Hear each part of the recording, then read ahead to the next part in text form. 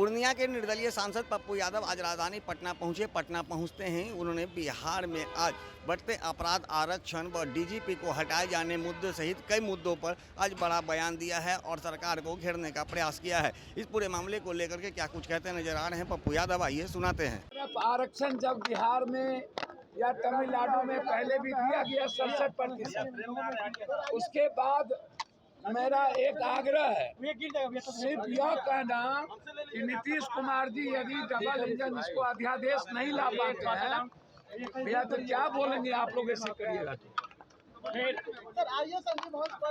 भैया मैं क्या कर रहा हूँ सुनिए। मेरा कहना ये है कि आरक्षण के सवाल पर 7 जज का जो आदेश है, इस पर बड़े समीक्षा की जरूरत है और सदन में इस पर चर्चा करने की जरूरत है। सर्वदलीय बैठक की आवश्यकता है। अब एसटी एससी में जिसकी आर्थिक, सामाजिक, शैक्षणिक आज भी 1.7 से ऊपर नहीं है और वहाँ भी क्रीमी लेयर की बात होगी तो निश्चित रूप से समीक्षा की जरूरत है और उस पर अध्यादेश लाने की जरूरत है। तुम्हारा आ रहा है, नीचे रखो तो। लेकिन जो बिहार करके ऊपर रखे रहते हो हमेशा। लेकिन जो बिहार की बात है उसमें मेरा सीधा है कि बिहार में गलती किसने की? सरकार तो दोनों आदमी की थी ना। तो बिहार में आपने यदि इसको कैबिनेट के बाद डिसीजन ले करके सदन में पास करवा करके भेज दिए होते तो आज ये प्रॉब्लम क्रिएट नहीं होता। तो गवर्नमेंट जिसकी थी उसी ने इस प्रॉब्लम को बढ़ाया है। आज जरूरत है बिहार के 67% आरक्षण पे केंद्र सरकार को, जो हाईकोर्ट और सुप्रीम कोर्ट में उसके खिलाफ अध्यादेश लाने की। मैं यह नहीं कहूँगा कि वापस ले लीजिए, वो कर लीजिए, लेकिन जब दोनों आदमी की सरकार थी तो फिर गलती कहाँ हुई?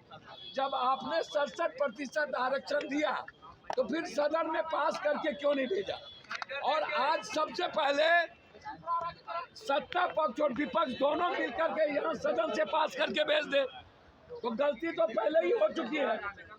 और दिल्ली में भी सुप्रीम कोर्ट का जो क्रीमी लेयर है वो भी मामला है, तो दोनों मामला को इसी सदन में बहस करा लेने की जरूरत। बचाएगा, जिसको मारना होगा मारेगा, मरना होगा तो कोई बचाएगा? आप हमको समझिए भैया, सुरक्षा देने की जिम्मेदारी हमारी नहीं है। भट्टी जी को हटाने की जो व्यवस्था, हमें जो जानकारी है कि भट्टी जी को जो प्रतिनियुक्त था उसको यहाँ से वापस करने के लिए, रिलीव करने की जो बात चल रही है, तो इसका मतलब है कि शासन प्रशासन में कुछ भी अच्छा नहीं है, कुछ भी सही नहीं चल रहा है। आखिर भट्टी जी क्यों बिहार से जाना चाह रहे हैं या बिहार से भट्टी जी को क्यों हटाया जा रहा है, ये सबसे बड़ा सवाल है। और कौन व्यक्ति, मैं बार बार कहा हूँ कि भट्टी जी को काम करने की फ्रीडम क्यों नहीं दी गई आज तक, ये सबसे बड़ा सवाल है। और भट्टी जी बिहार छोड़ के क्यों जा रहे हैं? तो कुछ तो बात है ना। सुरक्षा की चिंता मुझे नहीं है। सरकार को देना हो दे, ना देना हो दे ना दे, और ना मैं अपराधी से डरता और ना मैं मरने से डरता हूँ। जिसको मारना हो, माफिया के खिलाफ लड़ाई है, मेडिकल माफिया के खिलाफ लड़ाई है, जमीन माफिया के खिलाफ लड़ाई है। कल भी सदन में मेडिकल माफिया के खिलाफ मैं आग उगला हूँ। एजुकेशन माफिया, ये जितने एजुकेशन माफिया उसके खिलाफ हेस्टिंग नीट, तो एजुकेशन माफिया पर निरंकुश लगना चाहिए, उस पर गाइडलाइन होना चाहिए और सरकार एक नियमावली बनाए किसी भी कीमत पर। सबसे ज़्यादा शोषण बिहार के बच्चों का एजुकेशन माफिया कर रहा है, इसलिए है सीधा लड़ाई है। एजुकेशन माफिया से भी है, मेडिकल माफिया से भी है, तो इसीलिए जान की चिंता मुझे नहीं। आरक्षण के अंदर आरक्षण की बात बिल्कुल गलत है। मैं इसको पहले ही बर्बाद कर दिया, अब एसटी एससी को बर्बाद करना चाहते हैं। इस पर सदन में चर्चा की जरूरत है, जरूरत पड़े तो अध्यादेश लाने की जरूरत है। भैया किसी को ईडी नहीं सताता है, शहादत शहीदों का परिवार है, जिसको मरने से नहीं डर है।